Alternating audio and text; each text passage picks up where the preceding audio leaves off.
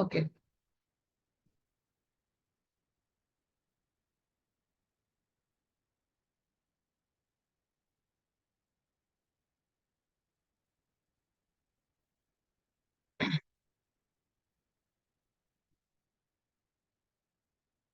ఇప్పుడు టెక్స్టింగ్ గురించి చూసుకుందాం. సో మనం ఈరోజు తెలుసుకునేది ఏంటిది? Importance of testing. ఎందుకు అంత ఇంపార్టెన్స్ వెంటనే డెలిట్ చేసేసి డెవలప్ చేసేసి ఇచ్చేయచ్చు కదా. మనకి టెస్టింగ్ ఎందుకు అంత ఇంపార్టెంట్? అసలు సాఫ్ట్వేర్ టెస్టింగ్ అంటే ఏంటి? అసలు సాఫ్ట్వేర్ అంటే ఏంటి? దాంట్లో సాఫ్ట్వేర్ టెస్టింగ్ అంటే ఏంటి? ప్రోడక్ట్ అండ్ ప్రాజెక్ట్ అంటే ఏంటి? దాని యొక్క డిఫరెన్స్ ఏంటి? ఇవన్నీ చాలా simple basic terms. Product and project అంటే ఏంటి? వాటి యొక్క మీనింగ్ ఏంటి? డిఫరెన్స్ ఏంటి? అండ్ కొన్ని ఉంటాయి మనకి, బగ్, ఫెయిల్యూర్, ఎర్రర్. ఈ టర్మ్స్ అంటే ఏంటి? అసలు మనకి ఎందుకు బగ్స్ అనేవి ఐడెంటిఫై అవుతాయి? What and what. ఫస్ట్ ఇవి కొంచెం డీటెయిల్ గా వెళ్ళిపోదాం. ఫస్ట్ వచ్చేసరికి ఇంపార్టెన్స్. సాఫ్ట్వేర్ టెస్టింగ్ యొక్క ఇంపార్టెన్స్ ఏంటి అసలు? సో ఎందుకు అంత ఇంపార్టెంట్ గా ఉంది అనేది చెప్తాను. సో మనం సరిగ్గా టెస్టింగ్ అనేది చేయకపోతే చాలా పెద్ద పెద్ద ఇష్యూస్ వచ్చే ఛాన్సెస్ ఉంటాయి. సో ఒక్క బగ్ మనకి బయటికి వెళ్తా, ఆ బగ్ మూలాన కొన్ని వేల కోట్లు అమౌంట్ నష్టపోవచ్చు. కొంతమంది ప్రాణాలు కూడా పోయే ఛాన్సెస్ ఉంటాయి. అదేంటి నేను చేసేది సాఫ్ట్వేర్, ప్రాణాలు పోయేది ఏముంది, మీరు పెద్ద పెద్దవి అంటున్నారంటే కాదండి. సో నేను మీరు చేసే ప్రోడక్ట్స్ గురించి చెప్పట్లేదు. బట్ ఒక బగ్ మూలాన ఎంత ఎఫెక్ట్ ఉండేది మనం చెప్తాం. ఇన్ 90s, 92 ఆ టైంలో ఒక చైనా ఎయిర్ క్రాఫ్ట్ అంటే ఏంటండి? Aeroplane. Okay, China air craft ఉంది. ఆ చైనా ఎయిర్ క్రాఫ్ట్ క్రాష్ అయింది. అరౌండ్ 252 మెంబర్స్ అనే వాళ్ళు చనిపోయారు. అండ్ చాలా మంది, చాలా పెద్దదండి. ఓకే, అరౌండ్ 252 మెంబర్స్ చనిపోయారు. అండ్ చాలా మంది డిసేబుల్ అయ్యారు. అంటే సమ్ ఇంజురీస్ అవుతాయి కదా. సో వాళ్ళు ఊరుకున్నారా? వాళ్ళేం ఊరుకోలేదు. వాళ్ళు ఇన్వెస్టిగేట్ చేస్తారు కదా, సమ్ ఇన్వెస్టిగేషన్స్ అవన్నీ చేస్తారు కదా. ఇన్వెస్టిగేషన్ అంతా చేసిన తర్వాత వాళ్ళకి తెలిసింది ఏంటంటే బగ్. ఒక సాఫ్ట్వేర్ లో ఒక చిన్న బగ్ ఉంది. ఆ బగ్ మూలాన అది ప్లేన్ టేక్ ఆఫ్ అయ్యే టైంలో క్రాష్ అయిపోయింది. అది ఎక్కడెక్కడో కూడా క్రాష్ కదా, ఎయిర్పోర్ట్ లోనే క్రాష్ అయిపోయింది. అలా పైకి టేక్ ఆఫ్ అవుతూ ఉండగా సడన్ గా క్రాష్ అయిపోయింది. సో అది, సో చిన్న బగ్.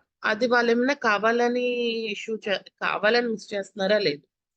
బట్ ఒక్క చిన్న బగ్ మూలాన ఇట్ మే కాజ్ సమ్ చాలా ఇష్యూస్ అనేది ఫేస్ చేయాల్సి వస్తుంది. ఫర్ ఎగ్జాంపుల్ బ్యాంకింగ్ ఉంది. బ్యాంకింగ్ లో మన వైపు కాకుండా చిన్నదే కదా అని వదిలేసిన, లేకపోతే మనం సరిగ్గా రెస్పాన్సిబుల్ గా తీసుకుని చేయకపోయినా సమ్ టైమ్స్ ఒకరికి పడాల్సిన అకౌంట్ లో ఉన్న అమౌంట్ ఇంకొకళ్ళకి వెళ్ళిపోవచ్చు. ఒక అకౌంట్ లో మనం డబ్బులు పంపిస్తే ఇంకో అకౌంట్ లోకి వెళ్ళే ఛాన్స్ ఉండొచ్చు. బగ్ అనేది it can be anyway, right? మనకి ఎలాగైనా ఇష్యూ అనేది రావచ్చు. ఐదర్ అమౌంట్ విషయంలో కానీ, సమ్ సేవింగ్ విషయంలో కానీ, సెండ్ చేసే విషయంలో కానీ, లేకపోతే బగ్ మూలాన మనకి హ్యాకింగ్ జరిగే సిచ్యువేషన్ వచ్చి మనీ పోయే సిచ్యువేషన్స్. సో ఈ బగ్ అనేది అంటే చిన్నదే, చాలా చిన్న issue. But some times it causes చాలా పెద్ద పెద్ద ప్రమాదాలు కానీ, చాలా ఇష్యూస్ కానీ. ఇది ఒక చిన్న బగ్. ఇది లూప్ హోల్ ఉంది. ఇది లూప్ హోల్ ని తయారు చేయడానికి ఇది బాగా, అంటే it's like A loop whole లాగా హ్యాకింగ్ చేయొచ్చు ఏదైనా సరే. సో మనం ఎప్పుడైనా సరే మనం టెస్టింగ్ చేసేటప్పుడు we should be more responsible. Okay, మనం బాగా రెస్పాన్సిబుల్ అయ్యి అప్పుడు మనం టెస్టింగ్ అనేది చేయాలి. సో మీరు అనొచ్చు, okay okay ma'am, I was surely, నాకు బాగా నచ్చింది, నేను 100% బగ్ ఫ్రీ లాగా చేస్తాను అని చెప్పచ్చు. బట్ ఇక్కడ కూడా ఒక రిస్క్ ఉంది. ఇది బగ్స్ కానీ ఇవన్నీ మనం ఎక్కడ చేస్తున్నామండి? ఒక సాఫ్ట్వేర్ అప్లికేషన్ కి చేస్తున్నాము, అవునా? Hello, hello. Yes ma'am. Yeah, ఇది ఒక సాఫ్ట్వేర్ అప్లికేషన్. సాఫ్ట్వేర్ మన మాట వినిద్దా చెప్పండి? వినదు కదా. సో ఇప్పుడు ఫర్ సపోజ్ మీరు 100% అని చెప్పి ఒక పెద్ద అప్లికేషన్ 2 ఏళ్ళు 3 ఏళ్ళు కూర్చొని చేసిన 4th ఇయర్ లో మళ్ళీ ఏదో ఒకటి రావచ్చు. సిస్టమ్ కాన్ఫిగరేషన్ అవ్వచ్చు, లేకపోతే సిస్టమ్ అప్డేట్ అవ్వచ్చు, సాఫ్ట్వేర్ అప్డేట్ చేయొచ్చు. ఆ అప్డేట్ టైంలో మళ్ళీ మనకి ఇష్యూ అనేది రావచ్చు. వి డోంట్ నో రైట్, మనకి ఎక్కడ ఏ ఇష్యూ వస్తుంది అని. దాని మళ్ళీ దాని మూలన మళ్ళీ బగ్ అనేది రైజ్ అయ్యే ఛాన్సెస్ ఉంటాయి. So we should be more careful. మనం చాలా కేర్ఫుల్ గా ఉండాలి ఎప్పుడైనా ఇది చేసేటప్పుడు. అండ్ అలాగే మనం 100% భక్తి అనేది చేయలేం. వి కెన్ షూర్లీ లైక్ 99% మన యొక్క రెస్పాన్సిబుల్ గా మనం 99% భక్తిగా చేయగలం. బట్ 100% చెప్పలేము. ఇది ఎలా అనుకుంటున్నాం, మీరు ఎలా చెప్పగలుగుతున్నారు అంటే, we had an example for that one. ఇది రియల్ టైమ్ గానే మైక్రోసాఫ్ట్ విండోస్ తెలుసు కదా మీకు. Hello, Yeah, yeah. ఇప్పుడు మనం Yes, యూజ్ ma'am. చేసేది మైక్రోసాఫ్టేగా. సో ఆ విండోస్ అట్ ఇయర్ ఆఫ్ 1998 టైంలో లైవ్ గా చేశారు. లైవ్ అంటే తెలుసు కదా మీకు. ఇప్పుడు మీరు ఎలాగో మ్యాచెస్ చూస్తున్నారు, లైవ్ మ్యాచెస్ అవన్నీ. అవునా? ఏదైనా ఏదైనా చెయ్యాలి అంటే మనకి లైవ్ లోనే చేస్తారు. సో విండోస్ ఒక న్యూస్ గ్రూప్ లోను, లేకపోతే న్యూస్ సంథింగ్ ఆ టైంలో అక్కడ విండోస్ 1998 ని ఏం చేస్తారంటే లైవ్ గా ఇన్స్టాలేషన్ చేద్దాం అనుకున్నారు, లైవ్ ఓఎస్ ఇన్స్టాలేషన్. సో తను పాపం అంతా కూర్చుని అన్ని చేసే టైంకి ఇన్స్టాలేషన్ దగ్గర ఆగిపోయింది. It's like a bug. Bug వచ్చి ఇన్స్టాలేషన్ క్రాష్ అయిపోయింది, ఆగిపోయింది. సో మైక్రోసాఫ్ట్ విండోస్ అంటే ఏ కంపెనీ వాళ్ళండి ఇది యూజ్ చేసేది? ఎవరు దీన్ని రిలీజ్ చేస్తుంది? Microsoft company. అదేమైనా చిన్న కంపెనీయా? అల్లల్లాడే లైక్ చిన్న లెవెల్ కంపెనీయా, లేకపోతే మిడిల్ లెవెల్, లేదా పెద్ద హై రేంజ్ కంపెనీయా? Hello, high range company. High range. High range. So దాంట్లో మనకి టెస్టర్స్ ఏమైనా 2 years 3 years లేదా 5 years ఎక్స్పీరియన్స్ వాడు ఉంటారా, లేకపోతే 20 years, అట్లీస్ట్ 10 years ప్లస్ వాళ్ళే ఉంటారు మాక్సిమం, లేదా హైలీ క్వాలిఫైడ్ వాళ్ళనే తీసుకుంటారు కదా వాళ్ళు. అవునా? Yeah. So for example highly qualified అన్నారు. మీరు ఇక్కడ ఒకటి సరే వాళ్ళే టెస్ట్ చేస్తే తప్పు చేద్దాం అనుకుంటారు అనుకున్నా, హైలీ క్వాలిఫైడ్ వాళ్ళే టెస్ట్ చేస్తే మనం మిస్టేక్ చేశారు అనుకుంటాం. బట్ మనకి సక్సెస్ ఎప్పుడైద్ది? ఒకసారి ఎగ్జిక్యూట్ అయితేనే కదా మనకి సక్సెస్ అని. ఎగ్జిక్యూట్ అయిన తర్వాత మళ్ళీ వాళ్ళు అడుగుతారు కదా. ఇప్పుడు హెడ్ కి చూపిస్తున్నారు, మీరు ఒక ప్రోగ్రామ్ ఎగ్జిక్యూట్ చేశారు, ఎగ్జిక్యూట్ అయిపోయిందని చెప్పి మళ్ళీ మీరు హెడ్ డిపార్ట్మెంట్ కి వెళ్ళి మీ వాళ్ళకి చూపిస్తారు కదా, ఇదిగోండి ఈ ప్రోగ్రామ్ ఎగ్జిక్యూట్ అయిపోయింది అని చెప్పి. సో వాళ్ళకి చూపిస్తాం అంటే ఒక ఎగ్జిక్యూట్ మళ్ళీ ఇక్కడ అయింది. మళ్ళీ లైవ్ తీసుకెళ్ళేప్పుడు మళ్ళీ ఒకసారి మొత్తం మళ్ళీ టెస్ట్ చేసుకుంటాం కదా, సరిగ్గా జరుగుతుందా లేదా, సరిగ్గా జరుగుతుందా అని. బ్లైండ్ గా వెళ్ళిపోరు కదా ఎవరు లైవ్ కి. ఇప్పుడు మీకు చాలా సార్లు కాలేజ్ టైంలో కానీ, hello hello, madam. Hello. Yes, okay, office టైంలో కానీ లేకపోతే కాలేజ్ టైంలో ఎప్పుడైనా మీరు పిపిటి షేర్ చేసేటప్పుడు లాస్ట్ మినిట్ వరకు అమ్మో ఆ స్లైడ్స్ అన్ని కరెక్ట్ గా ఉన్నాయా లేదా అని చూసారు, ఎప్పుడైనా చెక్ చేశారా? లేకపోతే ఆన్సర్ షీట్ ఎప్పుడైనా ఇచ్చేటప్పుడు కానీ, లేకపోతే డాక్యుమెంట్ ని కానీ మీరు సబ్మిట్ చేసేటప్పుడు అన్ని ఉన్నాయా లేదా అని లాస్ట్ ఫైనల్ చెకప్ చేస్తామా లేదా? Yes, ma'am. చేస్తాం. సో ఒకసారి మళ్ళీ మూడోసారి కూడా మనకి ఎగ్జిక్యూట్ అయిపోతుంది. సో అరౌండ్ 3 times మనకి ఎగ్జిక్యూషన్ సక్సెస్ గా వచ్చేటప్పుడు 4th time లో మనకి ఎగ్జిక్యూషన్ అవ్వలేదు, నాట్ ఎగ్జిక్యూటెడ్.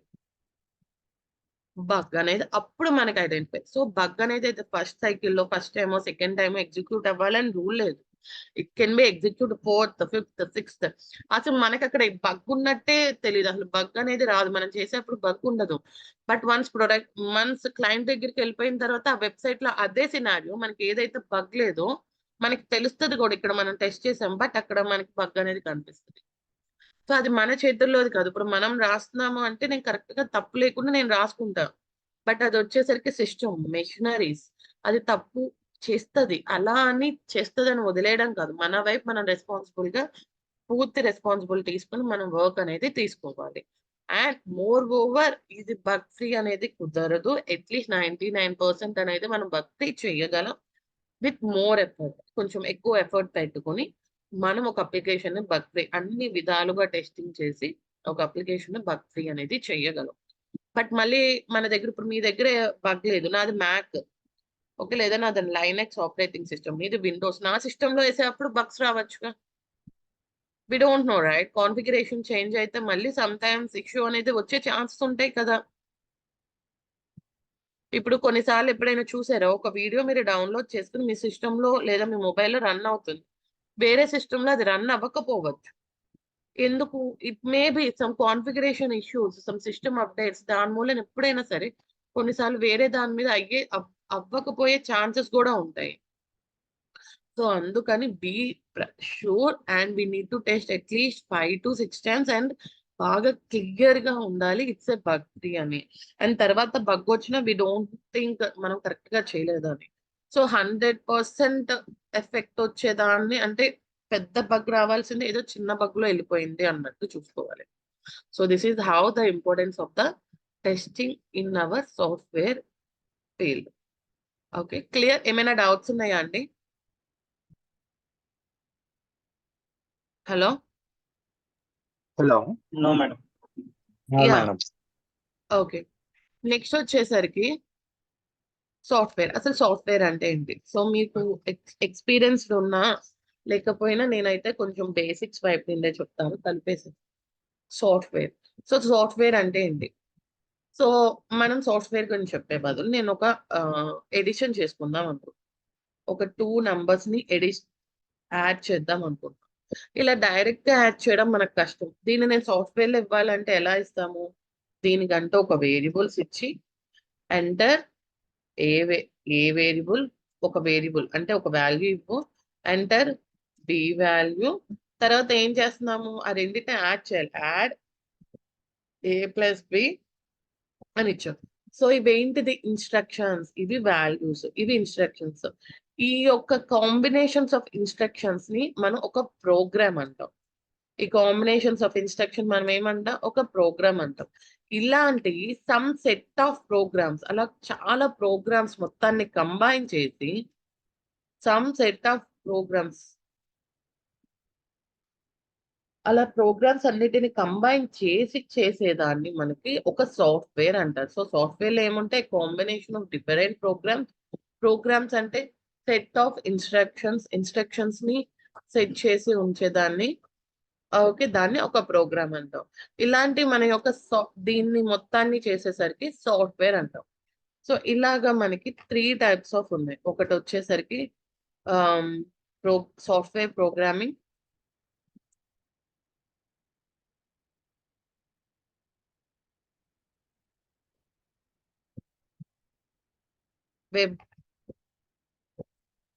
వెబ్ అప్లికేషన్,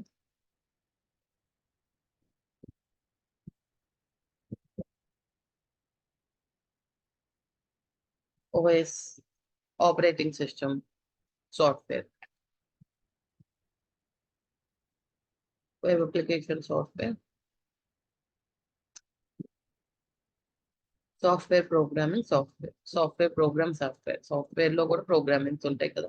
దీంట్లో మనం యూజ్ చేసేది ఏంటి? Java software, C++, C#, Python software, వాటిని మనం ఇన్స్టాల్ చేసుకోవాలి సాఫ్ట్వేర్.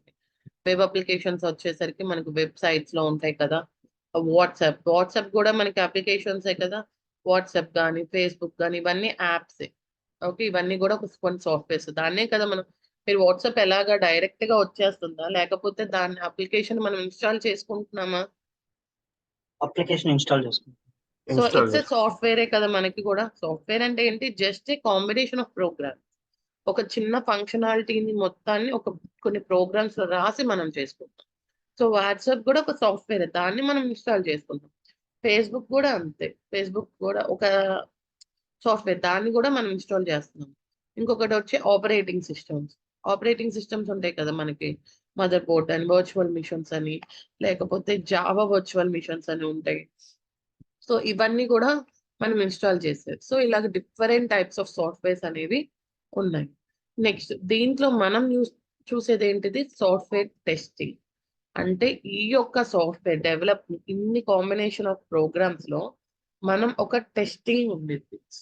ఓకే, ఈ యొక్క మనకి నిన్న చెప్పాను గుర్తుందా? మన సాఫ్ట్వేర్ టెస్టింగ్ అనేది ఒక phase. Applications life SDLC software development life సైకిల్లో అదొక ఫేజ్. సో ఈ ఫేజ్ గురించి చెప్పుకుందాం. సో ఇది వచ్చేసరికి దీని గురించి ఒక ఎగ్జాంపుల్ చెప్తాను.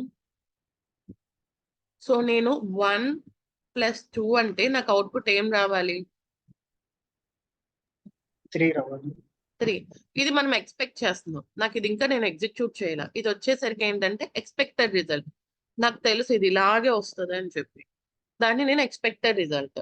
సో నేను ఇప్పుడు టెస్టింగ్ చేసినప్పుడు నాకు అప్లికేషన్ ద్వారా నా క్యాలిక్యులేటర్ ద్వారా 3 వచ్చిందా 2 వచ్చిందా ఏది వస్తే దాన్ని ఏమంటారు యాక్చువల్ రిజల్ట్.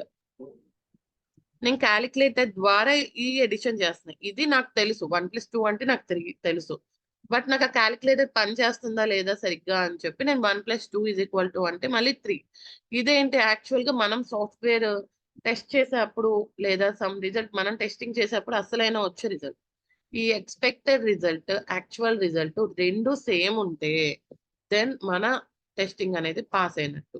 ఓకే, మనం ఏం చేస్తాం సాఫ్ట్వేర్ టెస్టింగ్ లో we will do the testing between the expected result and the actual result. ఈ రిజల్ట్ మధ్యలో ఉన్న దాన్ని మనం టెస్టింగ్ చేస్తాం. ఒకవేళ రెండు సేమ్ అయితే మన టెస్టింగ్ కరెక్ట్ పాస్ అయినట్టు. రెండిట్లో ఒకటి యాక్చువల్ రిజల్టే మాక్సిమం డిఫర్, ఎందుకంటే ఇదే కదా అప్లికేషన్ లో చూసేది. సో యాక్చువల్ గా వచ్చే రిజల్ట్ వేరేగా వచ్చింది 4 5 3 వేరేది వచ్చింది. అప్పుడు రెండు కరెక్టా కాదు, మనం ఎక్స్పెక్ట్ చేసింది ఇది బట్ వచ్చింది ఇది. సో రెండు డిఫర్ ఉంది, దాన్ని ఏమంటాము అంటే బగ్ అని అంటాము. ఓకే, ఏదైతే ఎక్స్పెక్టెడ్ యాక్చువల్ మధ్యలో డిఫర్ ఉందో ఓకే దాన్ని మనం బగ్ అని రిప్రజెంట్ చేస్తాం. ఓకే, సో ఇక్కడ మన సాఫ్ట్వేర్ టెస్టింగ్ లో మెయిన్ గా ఏం చేస్తాం, ఈ మధ్యలో ఉన్న యాక్చువల్ టెస్టింగ్ ఎక్స్పెక్టెడ్ రిజల్ట్ ని యాక్చువల్ రిజల్ట్ ని డిఫర్ అనేది మనం టెస్టింగ్ అనేది చేస్తాము. And more over quality of the product ని మనం తెచ్చుతాం. క్వాలిటీ ఆఫ్ ద ప్రోడక్ట్ అనేది మనం తీసుకొస్తాం. క్వాలిటీ అంటే ఏంటి నేను మనం మాట్లాడుకున్నాం. సో ఇప్పుడు ఫర్ ఎగ్జాంపుల్ రైస్ అనుకుందాం, రైస్ క్వాలిటీ ఉందని ఎలా చెప్తాం, రాళ్ళు రప్పలు ఏమీ లేకుండా చూసానికి కాదు, కాస్త పాలిష్ పెట్టి కొంచెం బాగుండేలాగా, లేదా ఒక రాళ్ళు ఉంటూ ఎప్పుడు ఏవో సంథింగ్ ఉంటే సమ్ ఏవైనా సమ్ ఇష్యూ ఇదిగా ఉంది అంటే మనం తీసుకుంటామా, అది క్వాలిటీ బాగున్నట్ట లేదు కదా, మనకి క్వాలిటీ బాగున్నట్టు. ఇక్కడ కూడా అంతే, మనం ఎట్ ద ఎండ్ ఏం చేస్తున్నాం, క్లయింట్ కి బగ్స్ లేని ప్రోడక్ట్ ని లేదా ప్రాజెక్ట్ ని ఒక అప్లికేషన్ ని మనం ఇస్తున్నాం. సో ఆ క్వాలిటీ ప్రోడక్ట్ ని మనము తీసుకొస్తాం. మన యొక్క టెస్టర్స్ అనేవాళ్ళు మనము ఆ క్వాలిటీ యొక్క ప్రోడక్ట్ ని తీసుకురావడానికి మెయిన్ ఎయిమ్ గా పెట్టుకుంటాం. సో మెయిన్ ఎయిమ్ ఏంటి, quality product to deploy customer కి లేదా to send to customer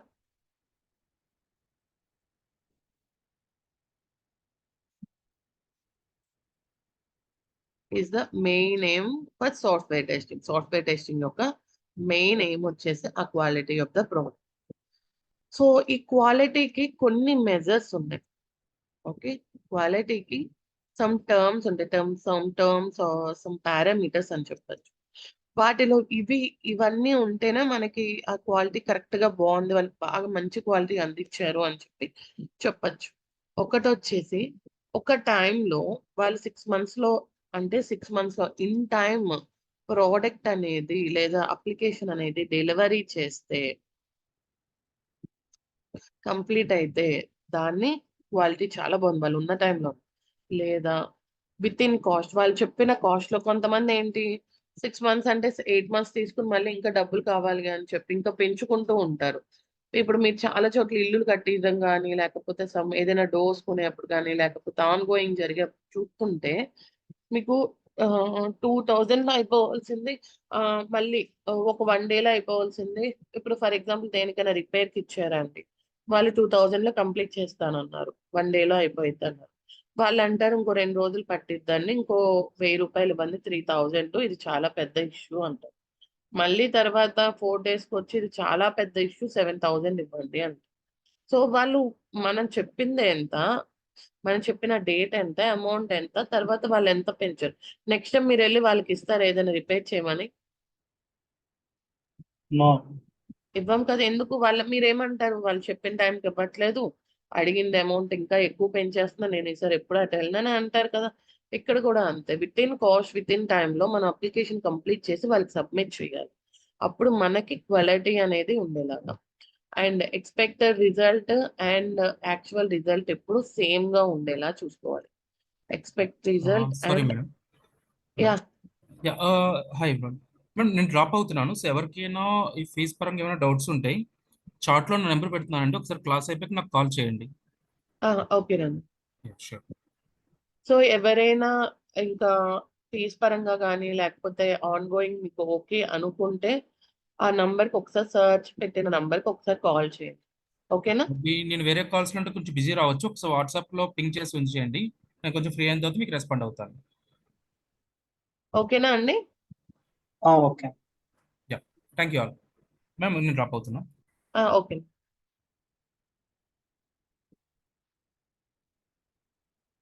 okay, I'm sorry. So expected result and actual result same ఉండేలాగా, బగ్ ఫ్రీ ఉండేలాగా. బగ్ ఫ్రీ అంటే నేను చెప్పాను చూడండి, ఎంతవరకు మనం బగ్ ఫ్రీ చెప్పగలం? అట్లీస్ట్ 99% వరకు బగ్ ఫ్రీ సాఫ్ట్వేర్ ని మనం అందించేలాగా. లేకపోతే ముట్టుకున్న ప్రతిసారి షాక్ కొట్టినట్టు ఏ అప్లికేషన్ ముట్టుకున్నా బగ్స్. ఇది క్లిక్ చేస్తే వేరే పేజ్ ఓపెన్ అయితే, అది క్లిక్ చేస్తే ఇంకొక పేజ్ ఓపెన్ అయితే, అప్పుడు మనకి ఇంట్రెస్ట్ ఉండదు. ఇంత మనీ పెట్టి తీసుకుని ఇంత చేసి వాట్ అంటే ఎలాగా అన్న ఇష్యూ అనేది వస్తది కదా! So we should be more bug ఫ్రీగా ఉండేలా చూడాలి. Okay. So it should be more bug free. Okay. So ఇవన్నీ తీసుకుని మనం క్వాలిటీ యొక్క పారామీటర్, ఇంకొకటి వచ్చి రిక్వైర్మెంట్స్ మొత్తం గ్యాదర్ అవ్వాలి. రిక్వైర్మెంట్స్ మొత్తం ఫుల్ఫిల్ అవ్వాలి. సో మనకి రిక్వైర్మెంట్స్ ఫుల్ఫిల్ అవ్వాలి. ఇప్పుడు వాళ్ళు కొన్ని రిక్వైర్మెంట్స్ ఇచ్చారు కదా రిక్వైర్మెంట్ డాక్యుమెంట్ లో. సో ఆ రిక్వైర్మెంట్స్ మొత్తం మనకి ఫుల్ఫిల్ అవ్వాలి. దాంట్లో మనకి సగం కంప్లీట్ చేసి ఇచ్చినా మనకి అది కరెక్ట్ కాదు కదా, అవునా? సో మనకి రిక్వైర్మెంట్స్ మొత్తం ఫుల్ఫిల్ అవ్వాలి. మొత్తం ఇన్ టైంలో ఇవ్వాలి, విత్ ఇన్ కాస్ట్ లో ఇవ్వాలి. ఎక్స్పెక్టెడ్ యాక్చువల్ రిజల్ట్ ఎప్పుడు ఆటోమేటిక్ ఎప్పుడు సేమ్ ఉండాలి. బగ్ ఫ్రీ సాఫ్ట్వేర్ ఉండాలి. అప్పుడు మనకి ఆ సాఫ్ట్వేర్ అనేది క్వాలిటీ అనేది ఉంది అని చెప్తారు. అలాగే మీకు ఇందాక నేను చెప్తున్న ప్రాజెక్ట్ వాళ్ళకి ఇచ్చేయాలి అని. అసలు ప్రాజెక్ట్ అంటే ఏంటి అండ్ ప్రోడక్ట్ అంటే ఏంటో చెప్తాను. సో చాలా చోట్ల మీరు వింటారు, నేను ప్రాజెక్ట్ బేస్డ్ కంపెనీలో ఉన్నాను, నేను ప్రోడక్ట్ బేస్డ్ కంపెనీస్ లో ఉన్నాను, నా అప్లికేషన్ ప్రోడక్ట్ బేస్డ్ అలా చెప్తారు. మీరు ఎక్కడైనా విన్నారా ఎప్పుడైనా? హలో. విన్నామండి. Service based, product based. Service based and product based అలాగా. సో ఫస్ట్ వచ్చేసరికి ప్రాజెక్ట్ ఆర్ సర్వీస్ అని అంటారు. ప్రాజెక్ట్ బేస్డ్ కంపెనీస్ అంటే ఏంటి? ప్రాజెక్ట్ అంటే ఏంటి? ఒక ఇండివిజువల్ గురించి ఒక అప్లికేషన్ ని డెవలప్ చేస్తే దాన్ని ప్రాజెక్ట్ బేస్డ్. ఇప్పుడు నేను నిన్న జ్యువెలరీ గురించి ఒక అప్లికేషన్ ని డెవలప్ చేస్తామని చెప్పాం. గుర్తున్న జ్యువెలరీ గురించి నేను వెళ్ళాను, దానికోసం ఒక అప్లికేషన్. సో అప్లికేషన్ మళ్ళీ మనం వేరే జ్యువెలరీ షాప్ వాళ్ళకి ఇవ్వగలమా? ఇవ్వలేము. No. ఆ 2 జ్యువెలరీ షాప్ అంటే నా రిక్వైర్మెంట్స్ వేరు, వాళ్ళ రిక్వైర్మెంట్స్ వేరే ఉండొచ్చు కదా. సో మనం దాన్ని వేరే వాళ్ళకి ఇవ్వలేము, అవునా? సో అది వాళ్ళ వరకే పనిచేస్తుంది. వేరే వాళ్ళకి ఇవ్వాలి అన్నా కుదరదు. వాళ్ళు ఊరుకోరు కూడా. ఇది ఆథరైజ్డ్ అని అథారిటీ అవేవో ఉంటాయి కదా, ఇది ఓన్లీ వీళ్ళకి సంబంధం ఉండిద్ది, వేరే వాళ్ళు అది యూజ్ చేసుకోకూడదు అని చెప్పి సమ్ కండిషన్స్. సో ఓన్లీ ఒక ఇండివిజువల్ కోసమనే వన్స్ అది అవ్వంగానే మనకి ఆ ప్రాజెక్ట్ అయిపోయింది, మళ్ళీ కొత్తది తీసుకోవాలి. సో వాటిని ప్రాజెక్ట్ అంటే, ఒక ఇండివిజువల్ కోసం ఒక సాఫ్ట్వేర్ ని డెవలప్ చేస్తే దాన్ని ప్రాజెక్ట్ అంట. సో ఇక్కడ ఎగ్జాంపుల్ వచ్చేసరికి బ్యాంకింగ్ సైట్స్. బ్యాంకింగ్ ఉంటే మీరు ఇప్పుడు యాక్సిస్ బ్యాంక్ చూడండి, హెచ్డిఎఫ్సి చూడండి, అన్ని విడివిడిగా ఆపరేషన్స్ మొత్తం ఒకటే, బట్ ఈ అప్లికేషన్ కి విడిగా ఉంటది. మళ్ళీ అదే అప్లికేషన్ వేరే దేనికైనా యూజ్ అయితే దేనికి యూజ్ అవ్వదు, అది మనం డెవలప్ చేసింది. So banking projects, only banking మన ప్రాజెక్ట్ అని, ఎందుకంటే వేరే ఇండివిజువల్ కోసం మనం చేస్తున్నాం. దీంట్లో ఇప్పుడు మన ఇప్పుడు వాళ్ళు ఏవో 3 వెబ్ పేజెస్ పెట్టారండి. 1 ఏదో 3 వెబ్ పేజెస్. నేను అంటాను ఇంకొక వెబ్ పేజ్ పెడితే బాగుంటది అంట. బట్ రిక్వైర్మెంట్ వాళ్ళు ఏమంటారు, అయ్యా ఇది నాది, నేను డబ్బులు ఇస్తున్నాను, నాకు 3 చాలు అని చెప్పేస్తాం. మనం ఎన్హాన్స్ చేయడానికి కానీ మనకి ఏమైనా చేంజెస్ చేయడానికి మనకి ఆ యొక్క అథారిటీ లేదు. ఓకే. దీన్ని ఏమంటారు అంటే project based applications or project based company అంటారు. సో చాలా మంది చెప్తారు నా ప్రాజెక్ట్ అయిపోయింది, నేను బెంచ్ మీద ఉన్నా, మళ్ళీ ఇంకొక ప్రాజెక్ట్ లోకి తీసుకొచ్చారు అలాగా. సో అలా ఏంటంటే మీకు ఆన్ గోయింగ్ జరుగుతూనే ఉంటుంది. వన్స్ ఆ ప్రాజెక్ట్ అవ్వగానే మళ్ళీ వేరే ప్రాజెక్ట్, అది అవ్వగానే ఇంకో ప్రాజెక్ట్, అది అవ్వగానే ఇంకో ప్రాజెక్ట్, అలా జరుగుతూనే ఉంటుంది. ఓకే. నెక్స్ట్ వచ్చేసరికి మనకి ప్రోడక్ట్ బేస్డ్ కంపెనీస్ ఉంటాయి. ప్రోడక్ట్ అంటే ఏంటంటే ఇది యూనివర్సల్. యా ఇది ఒక సెల్ఫ్ కోసం అని కాదు, ఎవరైనా యూజ్ చేసుకోవచ్చు. మార్కెట్ బేస్ బట్టి ఇది డెవలప్ అవుతూ ఉండిద్ది. మనకి ఎగ్జాంపుల్ గా వాట్సాప్. వాట్సాప్. వాట్సాప్ ఎప్పుడైనా చూసారా? అది మనకి అప్డేట్ అవుతానే ఉంది. స్టార్టింగ్ లో 2010 లోనో 2009 లోనో అది వచ్చినట్టుంది. అప్పుడు only just messages, video call వరకు, లేదా నార్మల్ కాల్ అంతే, that's it. Only messages send చేయడానికి, ఇమేజెస్, వీడియోస్ పంపించడానికి వీడియో కాల్. తర్వాత దాని పేమెంట్స్, అసలు ప్రపంచం మొత్తం వాట్సాప్ మీద ఉంది. ఇప్పుడు మనం కమ్యూనికేట్ అవుతున్నామంటే వాట్సాప్. మనం వేరే కంట్రీకి అప్పుడు కాల్ చేయాలంటే ఎంత కష్టపడే వాళ్ళము. చాలా ఎవరితోనైనా మాట్లాడాలి అంటే, నార్మల్ కాల్ మాట్లాడాలి అంటే ఇంక వందలు అయిపోవడమే. అమ్మో నార్మల్ కాల్ ఐఎస్డి అంటారు. బట్ ఇప్పుడు విత్ ఇన్ సెకండ్స్, ఇప్పటికిప్పుడు వేరే కంట్రీలో వేరే వాళ్ళతో నేను వీడియో కాల్ చేసి క్షణంలో వాళ్ళు ఏం చేస్తున్నారో కనుక్కోవచ్చు. వేరే రాష్ట్రంలో ఏం చేస్తున్నారో తెలుసుకోవచ్చు. సో మొత్తం ఎలా అంటారంటే మొత్తాన్ని మన గుప్పెట్లో అన్నట్టు వాట్సాప్ మొత్తం అన్నిటిని తన దగ్గర. కొన్ని బిజినెసెస్ నడుస్తుంది. ఇప్పుడు మన ఇన్స్టిట్యూట్ మొత్తం ఇప్పుడు నేను మీతో కనెక్ట్ అయ్యాను అంటే త్రూ ద వాట్సాప్ కదా. వాట్సాప్ ద్వారానే కదా మనం అందరం కనెక్ట్ అవుతున్నాము. జూమ్ ద్వారా కనెక్ట్ అయినా మనకి కాంటాక్ట్ ఎక్కడ వస్తుంది? వాట్సాప్ లోనే పంపిస్తున్నాము. సో కమ్యూనికేషన్ కానీ, బిజినెస్ కానీ, దేని గురించి అయినా విత్ ఇన్ సెకండ్స్ ఒకరితో అన్నిటికీ ఇప్పుడు మనీ సెండ్, సెక్యూరిటీ, స్టేటస్ ఎన్ని వస్తున్నాయి. డైరెక్ట్ ఫేస్బుక్ లాగా కూడా అయిపోతుంది. సో ఫేస్బుక్ కన్నా ఇదే బాగుంటుంది ఇంకా వాట్సాప్. సో వాట్సాప్ నెక్స్ట్ వచ్చేసరికి అమెజాన్ కూడా చూడండి ఎలా డెవలప్ అవుతుంది. ఏ కంట్రీకైనా యూజ్ చేసుకోవచ్చు, ఎవరైనా యూజ్ చేసుకోవచ్చు. ఇదేంటంటే మార్కెట్ బేస్ పట్టుకుని ఇది ఎన్హాన్స్మెంట్ చేసుకుంటూ ఉంటారు, అక్కడితో ఎండ్ చేసుకోరు, ఎన్హాన్స్మెంట్స్ చేసుకుంటూ ఉంటారు. దాన్ని ఏమంటారు అంటే మనకి ప్రోడక్ట్ బేస్డ్ కంపెనీస్ అంటారు. సో ఇదేంటంటే నెవర్ ఎండింగ్ స్టోరీ. నాది ప్రోడక్ట్ బేస్డ్ కంపెనీ. నేను ఇప్పుడు జాయిన్ అయ్యి 4 ఇయర్స్ నుండి అదే అప్లికేషన్, అదే సాఫ్ట్వేర్, అదే మనకి జరుగుతూనే ఉంటది ఇంకా అదే నేను ఇప్పుడు 4 ఇయర్స్ ప్రోడక్ట్ బేస్డ్ ప్రాజెక్ట్ అనుకోండి, నాకు ఇప్పుడు 3-4 ప్రాజెక్ట్స్ వస్తాయి. ఇప్పుడు 1 ఇయర్ ఒక్కొక్క ప్రాజెక్ట్ అనుకుందాం ఫర్ సపోజ్. సో నాకు ఇప్పుడు 3-4 ప్రాజెక్ట్స్ వచ్చేసినట్టే కదా, అవునా? సో ఇది వచ్చేసరికి ప్రోడక్ట్ బేస్డ్ కంపెనీ. రెండిట్లో మనకి అడ్వాంటేజెస్ ఉంటాయి, డిసడ్వాంటేజెస్ ఉంటాయి. ప్రాజెక్ట్ బేస్డ్ కంపెనీస్ లో కానీ, సర్వీస్ బేస్డ్ కంపెనీస్ లో ఏంటంటే మనం కొత్తగా ప్రతి ప్రాజెక్ట్ కి మనం కొత్తగా అన్ని నేర్చుకోవచ్చు అన్ని. అదే ప్రోడక్ట్ అనుకోండి, మనం ఫస్ట్ నుండి ఒకే దాని మీద ఉంటాం, మనం నేర్చుకునే ఛాన్స్ అనేది లేదు. మనం విడిగా ఏదో నేర్చుకోవాలంటే తప్ప దీని మీద అంత ఛాన్స్ ఉండదు. బట్ ప్రాజెక్ట్ బేస్డ్ ఏంటంటే వన్స్ ప్రాజెక్ట్ అయిపోతే మళ్ళీ నెక్స్ట్ ప్రాజెక్ట్ కి మనం తీసుకుంటారా లేదా అదొక భయం ఉండిపోద్ది. జాబ్ సెక్యూరిటీ కొంచెం కష్టం ఉంటుంది. బట్ ప్రోడక్ట్ అనేది నెవర్ ఎండింగ్ కదా. మనం మానేసే అంత వరకు వాళ్ళు ఎవ్వరు మనల్ని తీరు. ఓకే. సో అది కంటిన్యూ అవుతూనే ఉంటది. కొత్తగా నేర్చుకోవాల్సిన అవసరం ఉండదు ప్రతిదీ. సో రెండిట్లో ఏంటి అంటే నేర్చుకునేది మనం ఎంత నేర్చుకుంటున్నాము అనే దాన్ని బట్టి తప్ప maximum. Okay. This is how the differ of project and project based company and product based companies. Clear ఇక్కడ వరకు? Any doubts?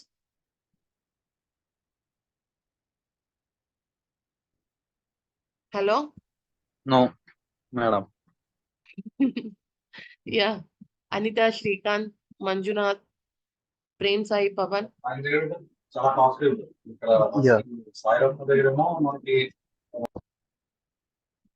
ఓకే కదా. ఓకే. సో ఇప్పుడు వచ్చేసరికి సమ్ డిఫరెన్సెస్ గురించి చెప్తాం, సమ్ టర్మ్స్ గురించి. ఫస్ట్ ఎర్రర్ అంటే చెప్తాం. ఎర్రర్ వచ్చేసరికి డెవలపర్స్ ఒక ప్రోగ్రామ్ కోడింగ్ రాస్తూ సమ్ ఇష్యూస్ అనేది ఫౌండ్ చేస్తే వాటిని ఎర్రర్స్ అంటారు. సమ్ రాంగ్స్ అనేది వాళ్ళ కోడింగ్ లో కానీ వాళ్ళు రన్ చేసేటప్పుడు ఏదైనా సమ్ రాంగ్స్ వాళ్ళు ఐడెంటిఫై చేస్తే వాటిని ఎర్రర్స్ అంటారు డెవలపర్స్ కోడింగ్ చేసేటప్పుడు. అదే బగ్స్ అంటే ఏంటంటే మనము టెస్టర్స్ మనం టెస్టింగ్ చేసే టైంలో సమ్ రాంగ్ అనేది మనం ఐడెంటిఫై చేస్తే వాటిని బగ్స్ అని అంటాం, టెస్టర్స్. సో ఫర్ ఎగ్జాంపుల్ ఒక అప్లికేషన్ ఉందండి, ఇదేంటంటే బ్యాంక్ అప్లికేషన్. అకౌంట్ ట్రాన్సాక్షన్స్ జరగాలి. అకౌంట్ ట్రాన్సాక్షన్ 2000 అంటే నాకు అకౌంట్ వేరే వాళ్ళకి ట్రాన్సాక్షన్ అవ్వాలి. బట్ ఇక్కడ ఏంటంటే ఈ యొక్క వీళ్ళే ఈ అకౌంట్ ట్రాన్సాక్షన్ అవ్వకుండా అకౌంట్ డిడక్ట్ అవుతుంది, క్రెడిట్ అవుతుంది. ట్రాన్సాక్షన్ అంటే ఏంటి, డిడక్ట్ అవ్వాలి, వేరే వాళ్ళకి వెళ్ళాల్సింది, అది అకౌంట్ లోకి క్రెడిట్ అని మెసేజెస్ వస్తున్నాయి. వెనకాల ఏం జరిగిందో మనకు తెలియదు అబ్బా, ముందు చూసుకుందాము. నాకేంటి your account was credited into 2000, but మనకి ఏమవ్వాలి, యువర్ అకౌంట్ వాజ్ డెబిటెడ్ 2000 అని నాకు మెసేజ్ రావాలి. తెలుసు కదా మీకు account transactions. Hello ma'am. Yeah, మనం ఏంటి అకౌంట్ లో లెస్ అయినాయి అని చూపించుకోకుండా అకౌంట్ లో పెరిగినాయి అని చూపిస్తున్నాము. సో ఇక్కడ ఈ ఇష్యూ అనేది, ఈ ఎర్రర్ అనేది డెవలపర్ దగ్గర ఐడెంటిఫై చేస్తే దాన్ని ఎర్రర్ అని వేస్తారు. లేదు, ఇదే ఫంక్షనాలిటీ ఎర్రర్ మనం టెస్టర్స్ దగ్గర ఐడెంటిఫై చేస్తే దాన్ని బగ్స్ అని దానికి అంటారు. పెట్టు, Bugs. దానికి పెట్టు. కొన్నిసార్లు ఇష్యూస్ అని కూడా అంటారు, కొన్నిసార్లు బగ్స్ అంటారు, కొన్ని కంపెనీస్ లో ఇష్యూస్ అంటారు, కొన్ని కంపెనీస్ లో డిఫెక్ట్స్ అంటారు. So depends on company terms. కంపెనీలో ఒక్కొక్కటి. మేము ఏంటంటే చెప్పేటప్పుడు బగ్స్ అంటాము, ఏదైనా రాసేటప్పుడు కానీ వేరే వాళ్ళకి సెండ్ చేసేటప్పుడు ఇష్యూస్ వచ్చిందని చెప్తాను. డిఫెక్ట్స్ అనేది చాలా తక్కువ యూజ్ చేయం. కొంతమంది ఓన్లీ కంపెనీలో చెప్పడమైనా వాడేటప్పుడు కానీ యూజ్ చేసేటప్పుడు ఇష్యూసే. కొన్ని కంపెనీలో డిఫెక్ట్స్, కొన్ని కంపెనీలో బగ్స్. సో టర్మ్స్ అనే ఇవి డిఫరెంట్ టర్మ్స్, బట్ మీనింగ్ ఒకటే. ఓకేనా? సో నెక్స్ట్ వచ్చేసరికి ఫెయిల్యూర్. సో ఇప్పుడు ఏంటి, నాకు ఈ యొక్క ఫంక్షనాలిటీ ఏదైతే ఉందో అకౌంట్ క్రెడిట్ డెబిట్ ఆ మెసేజ్ కరెక్ట్ గా రావాలి. ఆ మెసేజ్ అనేది నేను టెస్టర్ దగ్గర కూడా వాడు ఐడెంటిఫై చేయాలి. అది క్లయింట్ దగ్గర ఐడెంటిఫై చేస్తే ఒక ఫంక్షనాలిటీ మొత్తం పోయింది అంటే అది ఫెయిల్ అయ్యింది అని చెప్తాడు క్లయింట్. తనకి బగ్ అని తెలీదు, ఎర్రర్ అని తెలియదు, తనకి టెక్నికల్ టర్మ్ తెలీదు, వాళ్ళు ఏమంటారు ఇది ఫెయిల్ అయిపోయింది అని అంటారు. సో ఫెయిల్యూర్ అంటే ఒక ఫంక్షనాలిటీ మొత్తం మనకి మిస్యూజ్ అయిపోయినట్టు, ఇష్యూ వచ్చేసినట్టు. సో మనకి వెనక బ్యాక్ ఎండ్ తెలియదు కదా, ముందు ఏదైతే జరుగుతుందో అదే తీసుకుంటాం. సో దాన్ని ఫెయిల్యూర్ అంటాం. సో మీకు వెనక ముందు చెప్తున్నాను అంటే ఏంటో చూద్దాం. ఒక అప్లికేషన్ లో మనకి 3 లేయర్స్ ఉంటాయండి. ఇప్పుడు ఫర్ ఎగ్జాంపుల్ నేను ఇది ఒక ఓపెన్ చేశాను. నేను google.com అని ఓపెన్ చేసినప్పుడు నాకు ఇది కనిపిస్తుంది. ఇది వచ్చేసరికి ఏంటిది, ఫ్రంట్ ఎండ్. నేను ఇక్కడ ఎకానమీ అని చెప్పి ఇస్తున్నప్పుడు నాకు ఎకానమీకి సంబంధించినవి అన్ని సర్చ్ కావాలి. సర్చ్ కావాలంటే నా సిస్టంలో ఇవన్నీ స్టోర్ అయి ఉన్నాయా, లేవు. ఇవన్నీ బ్యాక్ ఎండ్ లో స్టోర్ అయిపోయి ఉంటాయి. ఓకే, ఫ్రంట్ ఎండ్ మనకి కావాలి. ఫ్రంట్ ఎండ్ ఏంటి, మనకి బయట కనిపించేది. బ్యాక్ ఎండ్ ఏంటి, మనకి ఇవన్నీ స్టోర్ అయిపోయి ఉండేదాన్ని బ్యాక్ ఎండ్ అంటారు. ఫర్ ఎగ్జాంపుల్ ఈ నోట్ ప్యాడ్ ఉందండి, మనకి నోట్ ప్యాడ్ ఇలాగ కనిపిస్తుంది, లేదా ఇలాగ ఫ్రంట్ ఎండ్ అని చెప్తే ఇది సేవ్ అవుతుంది. నాకు చూపించడం కూడా ఫ్రంట్ ఎండ్. బట్ వెనకాల ఎలా సేవ్ అవుతుంది, ఇలాగే సేవ్ అవుతుంది.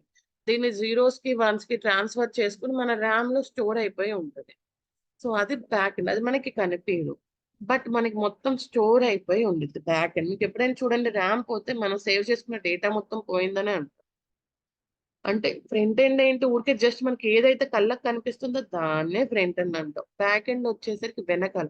మీరు అందరూ వాట్సాప్ యూజ్ చేసే ఉంటారు కదా, మీరు ఎప్పుడైనా వాట్సాప్ అన్ఇన్స్టాల్ చేసుకుని ఇన్స్టాల్ చేసేప్పుడు అది అడిగిద్ది బ్యాకప్ తీసుకుంటారా అని. ఎప్పుడైనా చూసారా? బ్యాకప్ కావాలా అని అంటారు. వేరే సిస్టమ్ లో లేదా వేరే ల్యాప్టాప్ లో లేదా వేరే మొబైల్లో మీరు వాట్సాప్ ఇన్స్టాల్ చేసుకుని అది అడిగిద్ది మీకు బ్యాకప్ కావాలా వద్దా. ఐడియా ఉందా? Yes, ma'am. సో ఆ బ్యాకప్ ఎక్కడ స్టోర్ అయింది, మన మొబైల్లో సేవ్ చేసుకున్నానా, లేదు. వేరే మొబైల్ సిమ్ లో సేవ్ చేసుకున్నామా, లేదు. ఆ నంబర్ లో సేవ్ చేసుకున్నామా, లేదు. ఇవన్నీ బ్యాక్ ఎండ్. వాట్సాప్ వెనకాల ఒక బ్యాక్ ఎండ్ ఉంటుంది, దాంట్లో మొత్తాన్ని స్టోర్ చేసుకుని ఆ స్టోర్ చేసుకున్న డేటాని మనం ఇక్కడ గెట్ బ్యాక్ చేసుకుంటాం. Okay, front end back end. మధ్యలో ఒక మిడిల్ కూడా ఉంటుంది, మిడిల్ లెవెల్. ఈ మిడిల్ లెవెల్ ఏంటంటే ట్రాన్సాక్షన్ చేసిద్ది. ఇప్పుడు నాకు గూగుల్ అని అంటే బ్యాక్ ఎండ్ లో గూగుల్ అని రాదు, దానికి వేరే లాంగ్వేజ్ ఉంటుంది. ఓకే, ఈ ఫ్రంట్ ఎండ్ వచ్చేసరికి వెబ్ లో ఉంటది, మనకి వెబ్ హెచ్టిఎంఎల్ లో ఉంటది, హెచ్టిఎంఎల్ ప్రోగ్రామింగ్. ఈ బ్యాక్ ఎండ్ వచ్చేసరికి ఏంటంటే some back end SQL language లో ఉంటది. ఇది వచ్చేసరికి ఏంటంటే దీని యొక్క లాంగ్వేజ్ దీనికి తెలీదు, దీని యొక్క లాంగ్వేజ్ దానికి తెలీదు. మరి అవుట్పుట్ ఎలా వస్తుంది? ఒకటికొక సమాధానం. నేను ఇంగ్లీష్ లో మాట్లాడుతుంటే వాళ్ళు ఏదో అరవ డబ్బింగ్ లాగా నాకు అక్కడ ఆ లాంగ్వేజ్ లో మాట్లాడుతుంటే మనకు అర్థమైద్దా? అర్థం కాదు కదా. మనం ఏమనుకుంటాం, నేను చెప్పేది వాళ్ళకి అర్థం కాదు, వాళ్ళు చెప్పేది నాకు అర్థం కాదు. కొరియా, ఫర్ ఎగ్జాంపుల్ కొరియాలో వాళ్ళు మాట్లాడుతున్నా, నేను తెలుగులో మాట్లాడుతున్నా, అర్థమైద్దా? అర్థమయ్యలేదు. వాళ్ళు ఏవేవో భాషలు మాట్లాడతారు, నేనేదో మాట్లాడతా, వాళ్ళు ఏదో అనుకుంటారు. అదే మధ్యలో ఒక ట్రాన్స్లేటర్ అంటే తెలుసా మీకు? హలో. ట్రాన్స్లేటర్ ఏం చేస్తారు, నేను తెలుగులో మాట్లాడింది వాళ్ళకి కొరియాలో అర్థమయ్యేలా చెప్తారు, వాళ్ళు కొరియాలో మాట్లాడింది నాకు తెలుగులో అర్థమయ్యేలా చెప్తారు. ఇక్కడ కూడా సేమ్ అదే, మిడిల్లో ఏం చేస్తుంది అంటే ఫ్రంట్ ఎండ్ పంపించే కోడ్ ని బ్యాక్ ఎండ్ లో స్టోర్ చేయడానికి దాని లాంగ్వేజ్ లోకి ఈ మిడిల్ చేస్తుంది. బ్యాక్ ఎండ్ లో ఏదైనా నాకు ఇది కావాలి, నాకు ఈ ఐటమ్ కావాలి అన్నప్పుడు ఏం చేస్తుంది, బ్యాక్ ఎండ్ లో నుండి డేటాని తీసుకొచ్చి దానికి సంబంధించిన భాషలో ఇది పంపిస్తుంది. ఈ మిడిల్ లో మనం యూజ్ చేసేది Java programming language, Java, C sharp, okay, ఇలాంటి ప్రోగ్రామింగ్ లాంగ్వేజెస్ అన్ని ఈ మిడిల్ లెవెల్లో యూజ్ అయ్యాం. మనం ఇంకా లోపలికి వెళ్ళేప్పుడు ఇంకా ఇన్ డీప్ చెప్తాము. మనమైతే ఇప్పుడు మనం టెస్టింగ్ చేసేది ఓన్లీ ఫ్రంట్ ఎండ్ టెస్టింగ్. ఈ 3 ఉంటేనే మనకి ఫుల్ స్టాక్, ఫుల్ గా మొత్తం మనకు వచ్చినట్టు. బట్ మనం అయితే ప్రెసెంట్ అయితే ఓన్లీ ఫ్రంట్ ఎండ్ స్టాకే, ఫ్రంట్ ఎండ్ టెస్టింగే చేస్తున్నాము. ఐదర్ మాన్యువల్ గానీ ఐదర్ ఆటోమేషన్ గానీ. ఈ వీటితో మనకు సంబంధం లేదు, బ్యాక్ ఎండ్ ఎలా ఉంటుంది, జావా ఎలా ఉంటుంది ఏంటి అని మనకు ఈ లోపల ప్రోగ్రామింగ్ లాంగ్వేజ్ ఎలా రాస్తారు అవన్నీ మనకు సంబంధం లేదు. మనకి ఓన్లీ ఫ్రంట్ ఎండ్. ఇక్కడ బయట ఏదైతే కనిపిస్తుందో, ఇప్పుడు ఒక వెబ్సైట్ ఓపెన్ చేస్తే, ఇప్పుడు నేను ఈ వెబ్సైట్ టెస్ట్ చేస్తుంటే ఈ వెబ్సైట్ నాకు బయటకి ఏదైతే కనిపిస్తుందో అదే నేను టెస్టింగ్, అదే నేను ఫైనలైజ్ చేస్తుంటా. ఇలా వెనకాల బ్యాక్ ఎండ్ ఏది ఉంది అదంతా మనకు అనవసరం. సో దాన్ని మనం టెస్ట్ చేస్తున్నాం, అందుకే మనల్ని ఫంక్షనల్ టెస్టర్స్ అంటారు, లేదా ఫ్రంట్ ఎండ్ టెస్టర్స్ అంటారు. ఓకే, ఆటోమేషన్ కానీ లేదా మాన్యువల్ కానీ ఓన్లీ మనం చేసేది ఏంటిది, ఫ్రంట్ ఎండ్ దానికే చేస్తాము, మనకి లోపలికి ఏమీ సంబంధం లేదు. ఓకే, సో ఇక్కడ వరకు క్లియర్ కదా? ఏమైనా డౌట్స్ ఉన్నాయా? No, ma'am. నోకా. సో మనం నేను ఎస్డిఎల్సి చెప్పుకున్నాం కదండి. మనకి ఎస్డిఎల్సిలో 7 phases ఉంటాయి. ఫస్ట్ వన్ వచ్చేసరికి రిక్వైర్మెంట్స్ ని గ్యాదర్ చేసుకోవడం, ప్లానింగ్ అండ్ డిజైనింగ్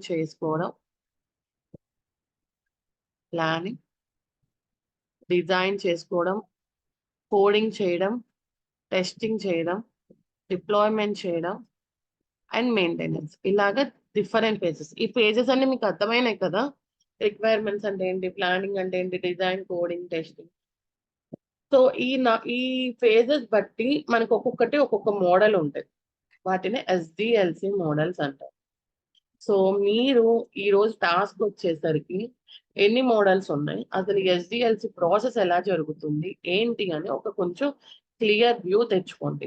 రేపు వీటిల్లో నేను కొన్ని ఇంపార్టెంట్ ఎస్డిఎల్సి మోడల్స్ చెప్తాను, ఓకేనా? సో ఈ ఫేజెస్ ఏంటి ఇన్ డీప్ ఎక్స్ప్లెనేషన్ చేసుకోండి ఒకసారి. నేను చెప్పిన వరకు ఓకే, బట్ మీకు ఇంకా ఇంకొంచెం క్లారిటీగా తెచ్చుకోవడానికి ఎలా జరుగుతుంది లోపల ఆఫీస్లో వర్క్, ఎలా స్టార్ట్ అవుతుంది, ఎలా ఎండ్ అవుతుంది మనకి తెలియాలి కదా. సో ఈ రిక్వైర్మెంట్స్ మొత్తం, ఈ ఫేజెస్ మొత్తం తెలుసుకుని దాంట్లో డిఫరెంట్ మోడల్స్ ఉంటాయి.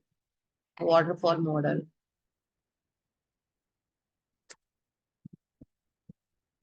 Spiral model, increment model, iterative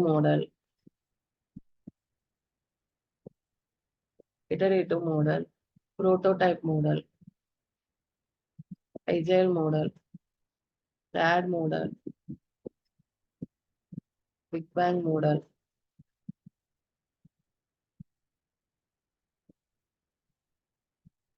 V model.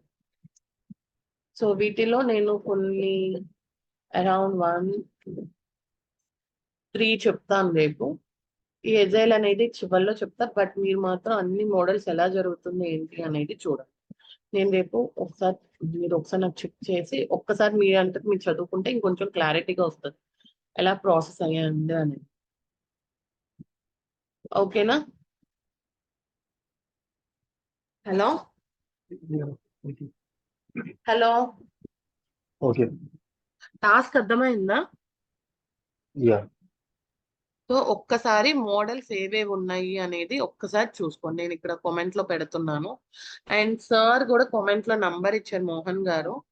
So ఎవరికైనా ఇంట్రెస్ట్ ఉంది రేపటి నుండి రేపు ఫ్రీ బ్యాచ్, సో ఫ్రీ డెమోనే. ఎల్లుండి నుండి మీరు కంటిన్యూ కావాలి అంటే you can just check with this number.